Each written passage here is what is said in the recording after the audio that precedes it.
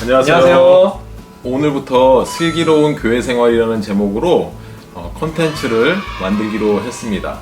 오늘 첫 번째 시간으로 카톨릭과 우리 개신교회가 어떻게 다른지를 알아보도록 하려고 합니다. 한국교회는 카톨릭을 이단이라고도 하고 어떤 사람들은 이단이 아니라고 하기도 합니다. 이러한 상황 속에서 우리가 카톨릭을 어떻게 생각하고 또 우리는 어떠한 믿음을 갖고 생활해야 되는지 오늘 시간을 통해서 잘 알아보면 좋겠습니다. 백세륜 목사님은 카톨릭에 대해서 어떻게 생각하시나요? 어려운 질문 같은데 저는 카톨릭이 같기도 하지만 다르기도 하지만 같은 거라고 생각이 들어요. 좀 어렵기도 한데 저는 이단이라고까지는 생각하지 않는데 네네. 분명히 다른 점은 존재한다고 생각합니다. 네, 전 잘 모르겠는데 우리 전도사님 좀 잘 설명해 주시겠어요? 네, 알겠습니다. 그러면 지금부터 카톨릭과 기독교의 차이점에 대해서 알아보도록 하겠습니다. 먼저 차이점에 알아보기 이전에 먼저 초대교회와 카톨릭교회와 그리고 개신교회가 어떠한 연속선상에 있는가, 그리고 어떤 점이 비슷한 점이 있는지 먼저 알아보도록 하겠습니다. 초대교회는 예수님 이후로부터 사도들이 사역을 하면서부터 초대교회라고 여겨졌습니다. 그런 초대교회가 시간이 흐르면서 로마 교회가 되면서 카톨릭 교회라는 이름이 붙기 시작했습니다. 이러한 카톨릭 교회는 시간이 흐름에 따라서 부패하고 죄가 많아지면서 성경에서 벗어나는 일들을 많이 행하게 됐습니다. 그러면서 개신교회가 나타나게 되는데 그들은 영어로 프로테스탄트라고 합니다. 반대자, 저항자라는 뜻을 갖고 있는데 너희들이 성경에서 틀렸다, 성경에서 많이 벗어났다 라고 하면서 새롭게 주장되고 우리는 새롭다라면서 나온 게 개신교회입니다. 이렇게 역사의 흐름 속에서 카톨릭교회와 개신교회가 있었는데 이 두 교회는 공통점이 있습니다. 카톨릭 교회와 개신교회의 비슷한 점은 같은 성경을 본다는 것입니다. 창세기부터 계시록까지 같은 성경을 보고 있는데 이 카톨릭 교회는 그거에 우리가 보는 성경 66권 외에 추가적으로 다른 성경들이 붙어 있습니다. 그러한 차이점이 있지만 공통된 성경을 본다는 것은 같은 점이라고 볼 수가 있습니다. 또 신앙 고백을 하는데 우리가 예배 시작 전에 사도신경을 고백하잖아요. 동일하게 카톨릭에도 사도신경을 고백하고 있습니다. 사도신경은 성부, 성자, 성령, 하나님에 대해서 잘 말해주고 있는데 이렇게 같은 사도신경을 고백한다는 것은 카톨릭도 우리 개신교회와 똑같이 성부 하나님, 성자 하나님, 성령 하나님을 삼위일체 하나님으로 믿고 고백한다는 것을 볼 수가 있습니다. 이렇게 같은 점이 있습니다. 이제부터는 카톨릭과 교회의 다른 점을 알아보도록 하겠습니다. 먼저 건물을 비교해 보도록 하겠습니다. 카톨릭 성당, 여러분들 지나가다 많이 보셨죠? 성당 보면 어떻습니까? 외형이 화려하기도 하고 안에 들어가 보면 많은 그림과 또 이렇게 상이 세워져 있는 것을 볼 수가 있습니다. 또 창문은 화려하게 여러 색깔로 화려하게 장식되어 있는 것을 볼 수가 있습니다. 그러나 이 교회의 모습을 보면 단순하고 심플한 그러한 외형을 갖고 있죠. 또 카톨릭의 예배를 인도하는 신부님과 목사님을 비교해 보도록 하겠습니다. 카톨릭 신부는 외형상 화려한 옷을 입고 있습니다. 금장이 돼 있는 옷을 입기도 합니다. 그리고 그들은 결혼을 하지 않습니다. 그러나 교회의 목사님은 결혼도 하고 또 예배를 인도할 때는 편안한 양복을 입거나 혹은 가운 정도의 옷을 입고 예배를 인도하는 모습을 볼 수가 있습니다. 우리가 이렇게 외형적인 모습의 다름을 보았지만 카톨릭과 이 개신교회, 우리가 다니고 있는 교회의 모습이 왜 다른가? 그리고 이 다른 것을 우리가 왜 알아야 되는가?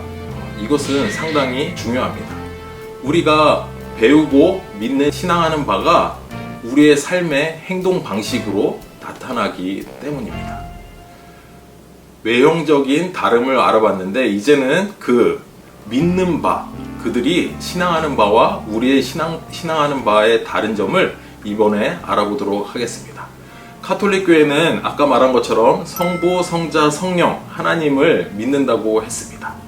그러나 성부, 성자, 성령 하나님을 믿지만 거기에 성인들을 믿고 의지하는 모습을 볼 수가 있습니다.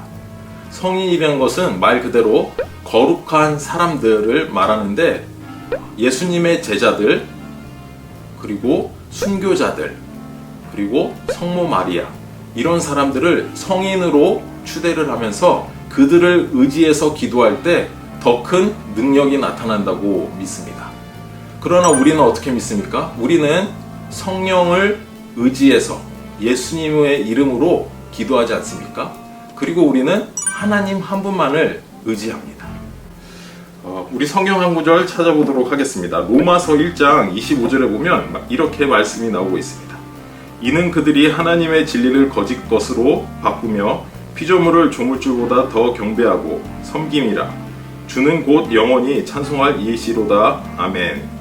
네, 사람들은 이렇게 피조물, 하나님께서 만드신 것들을 예배한다, 예배드린다, 제사한다. 이것은 죄다라고 성경 말씀은 말해주고 있습니다. 그래서 우리 교회는 사람, 또 사람이 만든 물건, 하나님께서 만드신 이 세상의 피조물들을 절대로 숭배하거나 의지하는 것을 거부합니다. 이 모든 것이 우상 숭배이기 때문입니다. 두 번째로는 연옥 사상입니다. 카톨릭은 우리와 다르게 사람이 죽고 나면 대부분의 사람은 연옥이라는 곳을 가게 됩니다.